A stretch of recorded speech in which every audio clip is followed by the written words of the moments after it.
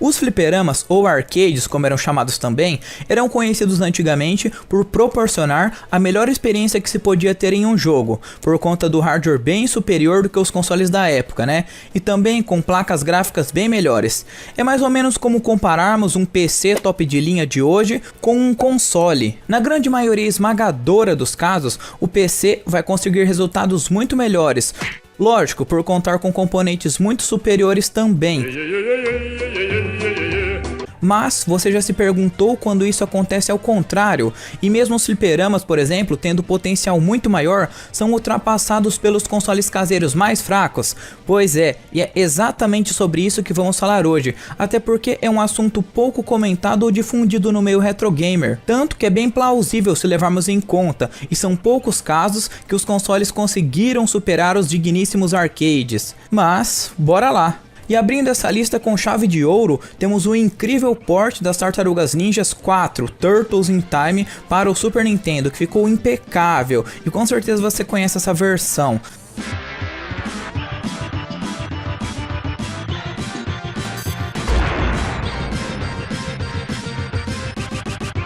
Sim, eu sei que vou receber muitos xingamentos por isso, e muitos não vão concordar, mas calma lá que eu vou explicar o meu ponto de vista. Antes disso, vale lembrar que o Mega Drive também recebeu uma porrada de jogos das Tartarugas, inclusive uma versão bem parecida, chamada de Hyperstone Heist, eu acho que é assim que fala.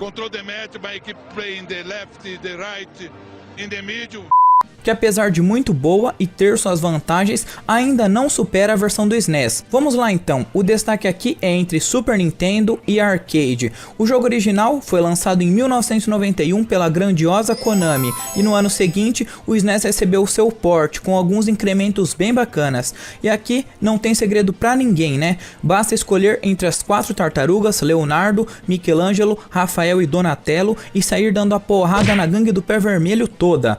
Tá certo que a versão dos arcades tem sons e gráficos muito melhores, porém, como nós gamers não vivemos somente de gráficos ou beleza, então esse não é o fator decisivo. E geralmente, os ports dos fliperamas eram capados, e sempre era retirado alguma coisa aqui, ou dado uma podada ali, coisa que não acontece tanto assim nessa versão. E o port do Super Nintendo ainda conta com 2 níveis a mais e 2 chefes exclusivos, sendo elas a 4ª fase Technodrome, que é a base do destruidor, e em seguida a fase do elevador, acompanhada pelo icônico chefe que devemos arremessar os inimigos na tela, usando aquele recurso Mod 7, que não está presente na do arcade. E esse chefe aí é muito foda, em todos os sentidos, se é que me entendem.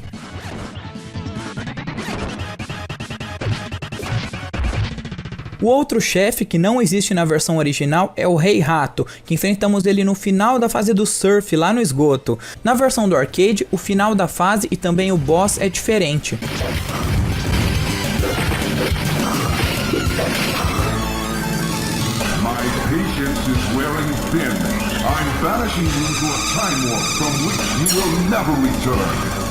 Conta também com aquela famosa fase futurista que lembra muito o jogo F-Zero. No arcade também tem, mas em uma proporção diferente.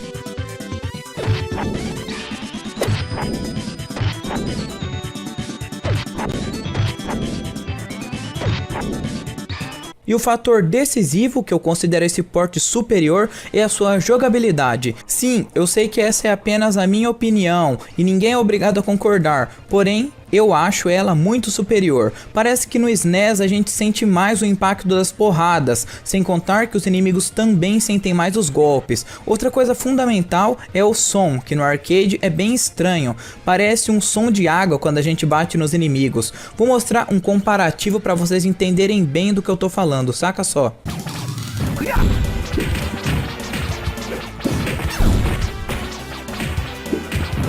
Pizza time!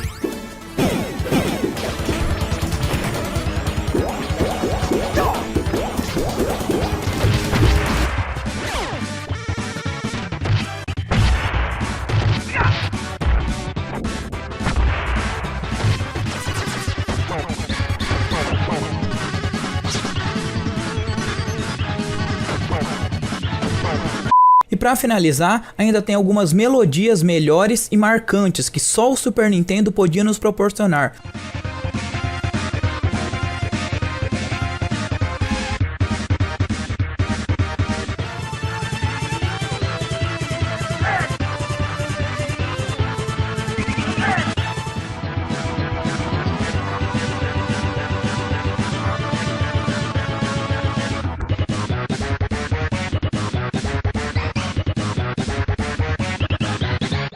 sendo assim um dos melhores e mais fiéis ports dos arcades, pelo menos na minha opinião.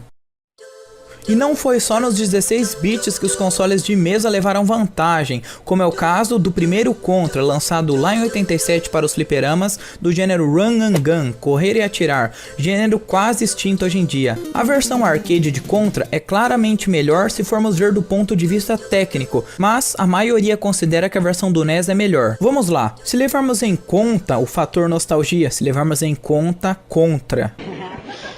Se levarmos em conta o fator nostalgia, quem não jogou a do arcade sempre vai preferir a dos consoles, que já jogou, mas deixando isso de lado, o NES, apesar de inferior em muitos quesitos, é mais divertido de se jogar. Começando com os gráficos, que nitidamente o arcade vence com folga, porém se repararem bem, podemos ver que as cores do NES são mais vibrantes, às vezes até um pouco saturadas demais, enquanto as do arcade são mais desbotadas, dando um ar de mais sombrio. E na minha opinião, as cores do Nintendinho são mais agradáveis aos olhos. Até aí, tudo bem. Porém, uma coisa que muda muito é que enquanto a versão do NES tem um formato side-scrolling, a do Flipper tem um formato vertical, o que dificulta muito, já que os inimigos aparecem em cima de você sem aviso algum.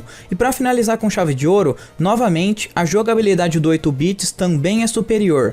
Sem contar que as fases do arcade são mais curtas e mais simplificadas. E no NES temos um campo de visão muito maior, que ajuda bastante na jogatina. O tempo de gameplay também é bem maior, já que na dos arcades é mais focada na dificuldade, principalmente na mecânica de pulo, que na versão do Flipper parece que é mais travada, e na hora de atirar também, com controles não muito responsivos.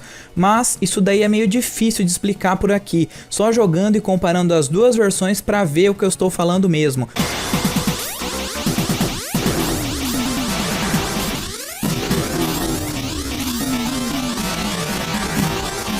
Quem tiver dúvida pode testar no emulador, vai lá e baixa que você vai ver. Então esse daí é mais um caso onde podemos provar que não só de gráficos os jogos vivem. Ah, e só um adendo, muitas pessoas dizem que jogar Contra no emulador é totalmente diferente do que jogar em uma máquina, e que as cores do emulador, já que ele não roda muito bem, que ficam desbotadas, então teríamos que comparar com uma máquina de arcade original mesmo, mas eu acredito que de qualquer jeito a versão do NES irá levar vantagem. Nos anos 90, um gênero que era bem comum nos games era o Beat Up, ou popularmente conhecido por nós como briga de rua.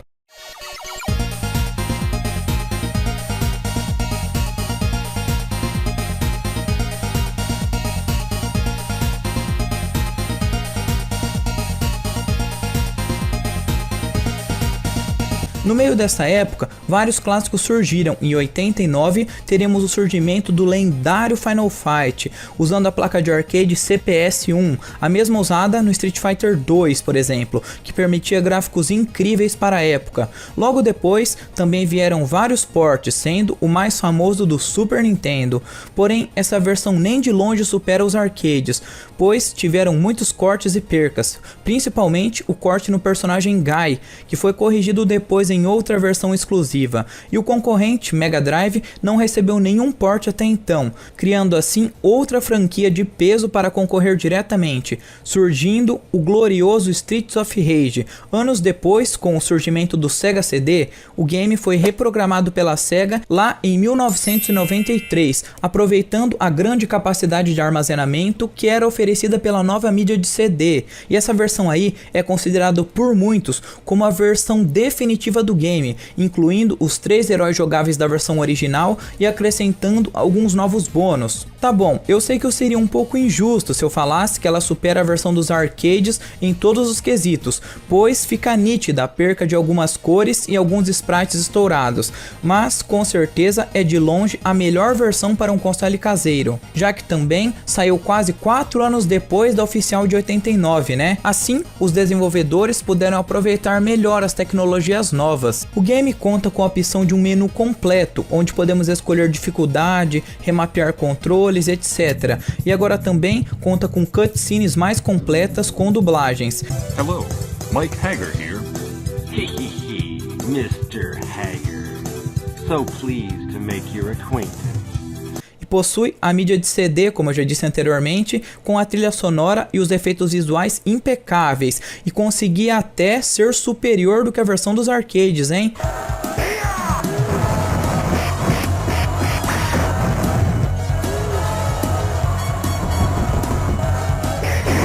Porém, não era em todos os efeitos sonoros não, pois tinha algumas músicas, por exemplo, que foram recriadas e outras alteradas, como por exemplo o tema do chefe Rolento, que era um boss muito icônico, ficava jogando granadinha aqui, pá, ele era rapidão, difícil de acertar, eu gostava muito dele, mas ele era muito difícil. E essa música aí no Sega CD, a velocidade dela foi totalmente diminuída, e eu nem tinha percebido isso na época, mas se você pegar algum editor, algum programa ou mesmo no YouTube, colocar na velocidade 1,25, você vai ver que a diferença é bem grande.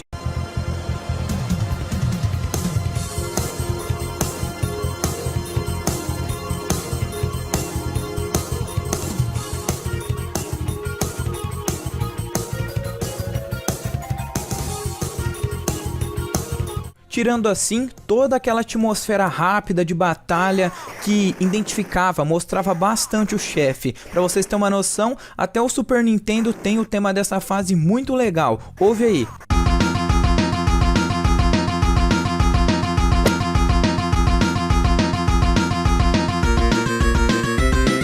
Agora ouve um pouco a versão do arcade, utilizando a placa CPS-1, que também ficou impecável.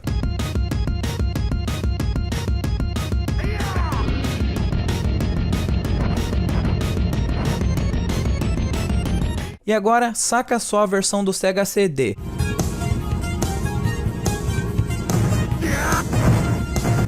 Bom, lógico que isso é opinião, mas eu acho que perdeu toda aquela atmosfera. Mas isso aí é apenas uma curiosidade que eu resolvi compartilhar com vocês, pois ela também é nova pra mim. A hora que eu tava editando o vídeo eu percebi isso e resolvi comentar aqui. Apesar da jogabilidade ser um pouco mais lenta em alguns aspectos, vale uma posição aqui. Isso foi uma ótima demonstração para quem duvidava da capacidade do console da Sega, já que ele foi também um pouco injustiçado, né? Mas, de qualquer jeito, essa versão do Final Fight tá lindona, hein? E para finalizar aqui, vamos falar de um clássico dos 8 bits, o icônico Castlevania, que dispensa apresentações, né?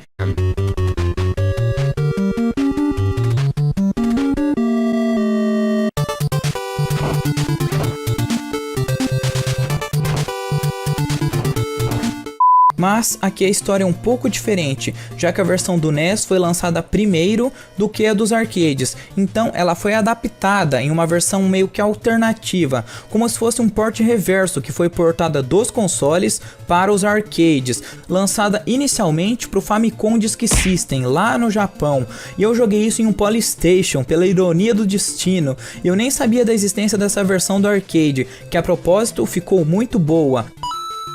Já que o que fizeram foi pegar a versão do NES e colocar dentro de um arcade, com alguns acréscimos e aumentando dificuldade. Mas não é sobre essa versão não que estamos falando, e sim sobre o Castlevania Haunted Castle, agora sim, realmente projetado completamente para o arcade, mas que não conseguiu superar o original nem de longe.